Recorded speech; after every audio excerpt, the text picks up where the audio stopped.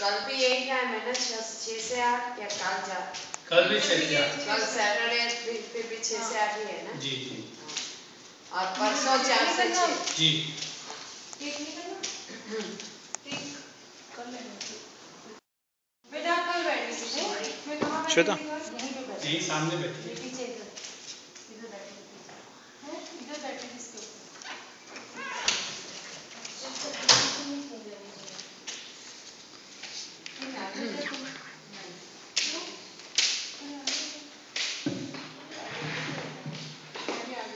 बोलिए बालकृष्ण लाल की, श्री श्री निम्बार्क भगवान की, वल्लभाधीश की, सद्गुरुदेव भगवान की, अपने अपने गुरुजी भगवान की।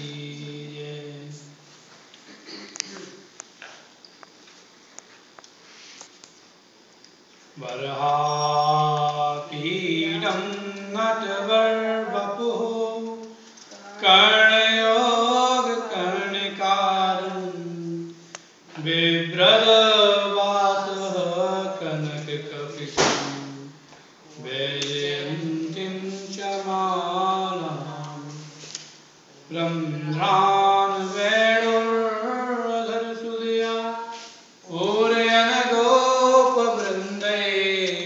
वृन्दारण्यं सुपदरमणं राविशदगीतकीर्तिः। अहो वकीयं स्तनकालकूटं जिज्ञासयापाय यदप्रसादेन लेभें गतिं धाक्षितां ततोऽन्यं कं वा दयालुं शरणं व्रजेम। ओम तत्सत्। श्री गणेशाय नमः। श्री सरस्वत्यै नमः। प्रथम स्कंदः। इति श्री पद्म पुराणे उत्तराखंडे श्रीमद्भागवत महात्म्ये श्रवण विधि कथनं नाम अष्टोध्याय समाप्तमिदं श्रीमद्भागवतं महावाक्यं। हरि ओम तत्सत्। कल आप सब लोगों ने श्रवण किया कि जो जीवात्मा इस शरीर को परित्याग करके चली जाती हैं, उन जीवात्माओं का भी कल्याण श्रीमद्भागवत के कथोपनिषद से सप्तम दिवस परिपूर्ण होने पर उस दिवंगत आत्मा को भी शांति प्रदान मिलती है, उसको भी मोक्ष प्राप्त होता है। इसका तात्पर्य ये है कि श्रीमद्भागवत ये नाम संकीर्तन है कि नाम संकीर्तनम यस्य सर्व पाप प्रणाशन, सारे पापों को नाश करने वाला ये नाम संकीर्तन है। भगवान के नामों को गाना, भगवान के भक्तों की कीर्तियों को गाना, ये भगवान का भजन है। कोई लोग समझते हैं कि भगवान का भजन है कि आप माला लेकर के बैठ जाओ और जाप करते रहो। बोले ये भी भजन है भगवान का, लेकिन मन अगर भगवान की माला में लग रहा हो तो।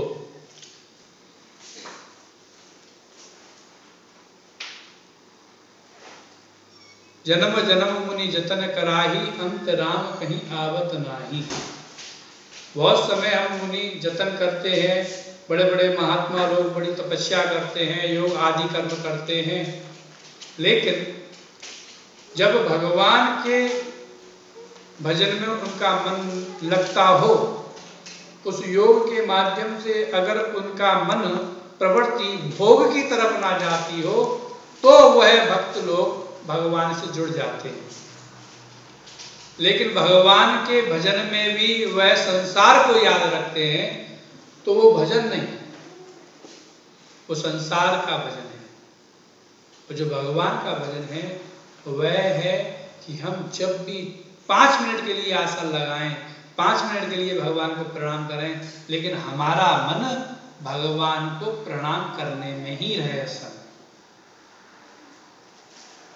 प्रणाम करने की पद्धति है। ये जो बुद्धि है हमारे, जब हम भगवान को साष्टांग प्रणाम करते हैं तो भगवान ने हमको बुद्धि दिया, भगवान ने हमको हाथ दिए, भगवान ने हमको पैर दिए, भगवान ने ये शरीर दिया, भगवान ने हमको इंद्रियां दी। तो हम जब प्रणाम करते हैं तो हम भगवान को वंदन करते हैं, और वंदन जो है वो पापों का नाश करता है। वंदन बंधनों को काटता है। संसार के जितने भी बंधन हैं वो बंधन से ही कटते हैं। इसलिए हमारे भागवत में कहते हैं व्यास जी महाराज, वंदना करो। भागवत के प्रारंभ में हम सब लोग वंदना करते हैं, स्तुति करते हैं। तो वंदना करने से संसार के बंधन कट जाते हैं। सबसे पहले व्यास जी ने प्रथम स्कंद में एक कोई भी ग्रंथ की संरचना की जाती है तो उसमें किसी ना किसी देवता के ध्यान करने की पद्धति प्रतिपादित करते हैं।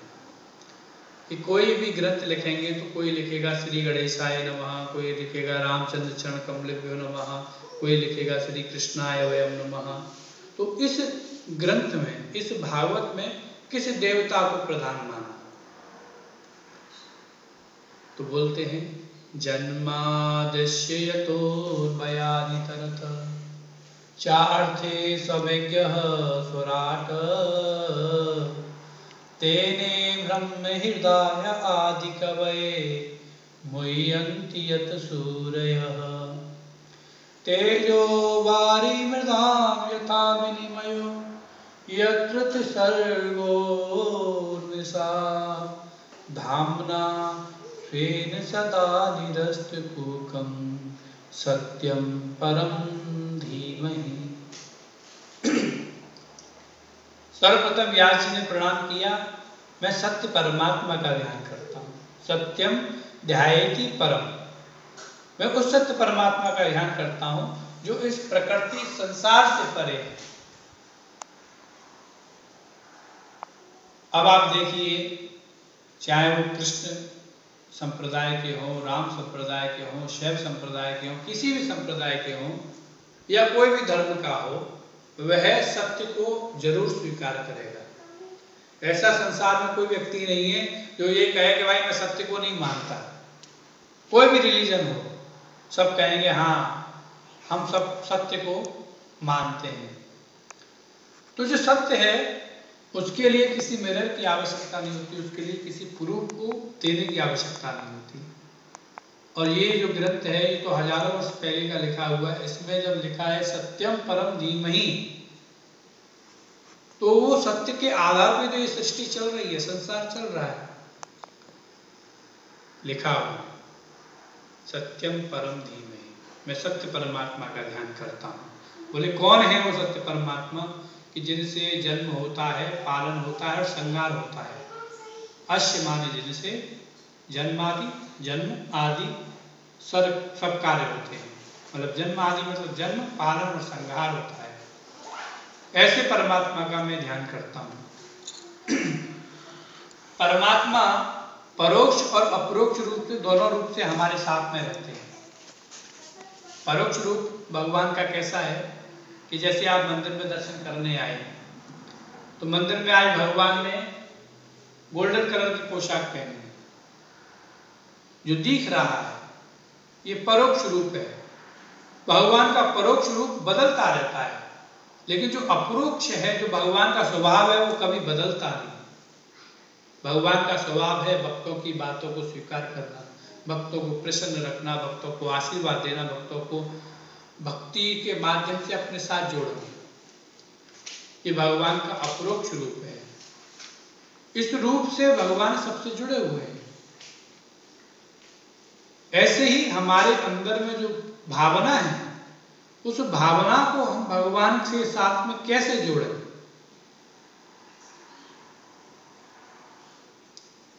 वो ज्ञान हमें भागवत से मिलता है कि तेने ब्रह्म हृदय आदि कवये मुह्यन्ति यत् सूरयः। इसमें ऐसा ज्ञान भागवत में दिया है जिसमें बड़े बड़े ब्रह्मा आदि मुनि वर भी इस ज्ञान से भ्रमित हो जाते हैं। एक बार की बात, भगवान श्री कृष्ण सब ग्वाल वालों के साथ में बैठ करके वन लीला में भोजन कर रहे थे और भी ब्रजवासी साथ में थे। तो कोई अपने घर से अचार रोटी बना के लाया, कोई पूड़ी सब्जी बना के लाया, कोई लड्डू लेकर के आया, कोई कड़ी लेकर के आया, सारे ब्रजवासी बैठे हुए हैं। भगवान के बाएं हाथ में दधी भात रखा हुआ है, दाहिनी हाथ की 5 उंगलियों में जो बीच की 4 उंगलियां, किसी में खट्टा अचार नींबू का लगा हुआ है, किसी में आम का लगा हुआ है, किसी में गाजर का है, चारों उंगलियों में अचार लगे हुए हैं। प्रभु दही भात खा रहे हैं और अचार का सेवन कर रहे हैं। उतने में जो उनका प्रिय मित्र मनसुखा है वो कड़ी छाछ की लेकर के आया। तो बोले इतने सारे पकवान प्रभु खा रहे हैं तो मेरी छाछ कड़ी कहाँ पसंद आएगी? बोले खट्टी छाछ की कड़ी अगर ठाकुर जी पाएंगे तो उन्हें खट्टा लगेगा, और भगवान को तो मीठा खिलाना चाहिए, खट्टा थोड़ी खिलाना चाहिए। तो भगवान ने देखा कि मनसुखा के मन में थोड़ा सा उसके अंदर में विचार आ रहा है कि मैं कड़ी नहीं देना चाहता भगवान को। तो मनसुखा क्या किए कि पीछे पेड़ के पीछे गए और वह चुपचाप वहां जाकर के कड़ी को पीने लगे। भगवान दौड़ते दौड़ते गए, जब तक कड़ी उसके मुंह में थी भगवान ने जाकर के बोले, अरे मनसुखा तू जा कड़ी को अकेले पी जाएगा क्या? और भगवान ने लेके 2 गुच्छा ऐसे उसके गाल पे लगाए कि उसके मुंह में जो कड़ी थी वो भगवान के मुख पे आके गिरी। भगवान ने उस कड़ी को धीरे धीरे चाटा। इस लीला को देख के ब्रह्मा जी भ्रमित हो गए। बोले ये भगवान नहीं हो सकते, ये ब्रजवासियों का जूठा खा रहे हैं, ये भगवान नहीं। तो जब उनको संदेह हुआ तो क्या किया कि एक तरफ भगवान गैयाओं को देखने के लिए आगे गए, इधर ब्रजवासी सब बैठे हुए थे। भगवान के सारे ब्रजवासी मित्रों को ब्रह्मा जी चुरा करके अपने ब्रह्मलोक ले गए, सबको ले गए। उधर भगवान जब गायों को देख करके वापस आए तो ब्रजवासी नहीं मिले, तो पीछे से गायों को ले गए चुरा करके। अब ब्रह्मा जी के ब्रह्मलोक में सब ब्रजवासी गाय पहुंच चुकी हैं, कृष्ण अकेले बेचारे। लेकिन भगवान की महत्वता देखो, उन्होंने अपने ही रूप से सबको प्रकट कर दिया। और 1 बरस, क्योंकि ब्रह्मा जी को मृत्यु लोक से ब्रह्मलोक में जाने में आने में जो समय लगा वो 1 बरस निकल गया। तो वो जब तक लौट करके आए तब तक 1 बरस हो गया। यहाँ भगवान 1 बरस तक वही गाय वही ब्रजवासियों के साथ में ब्रज की लीला कर रहे हैं। ब्रह्मा जी बोले मैं तो सारे ब्रजवासी और गायों को अपने ब्रह्मलोक में छोड़ के आया, ये यहाँ पर कहाँ से घूम रहे हैं? शंका हुई, दोबारा गए ब्रह्मलोक। ब्रह्मलोक में देखा प्रभु गाय और ब्रजवासी वहीं बैठे। फिर वापस आए, फिर देखा वही लीलाएं चल रही हैं। फिर इस बार वापस लौट करके ब्रह्मलोक को गए तो देखा वहां पे ब्रह्मा जी के स्थान पर पहले से ही भगवान कृष्ण ब्रह्मा के स्वरूप में बैठ गए।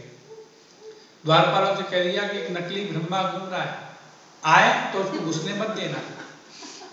जब ब्रह्मा जी आए हारे तके तो द्वारपालों ने रोक दिया उनको। ब्रह्मा जी बोले भाई हमें क्यों रोक दिया तुमने? बोले हमारे जो यहाँ के अधिष्ठाता ब्रह्मा जी हैं, महाराज जी, वो तो अंदर बैठे हैं। बोले वो नहीं है, मैं हूँ आपका ब्रह्मा, मैं हूँ पितामह, मुझे अंदर जाने दो। बोले नहीं आप नहीं जा सकते, वो तो अंदर बैठे हैं। ब्रह्मा जी ने जबरदस्ती की तो द्वारपालों ने उनको रोक दिया वहीं पर। उधर से भगवान कृष्ण फिर बाहर आए, आकर के बोले ब्रह्मा मैंने तुझे बनाया, मैंने तुझे अपनी माया दी, आज तू उसी माया के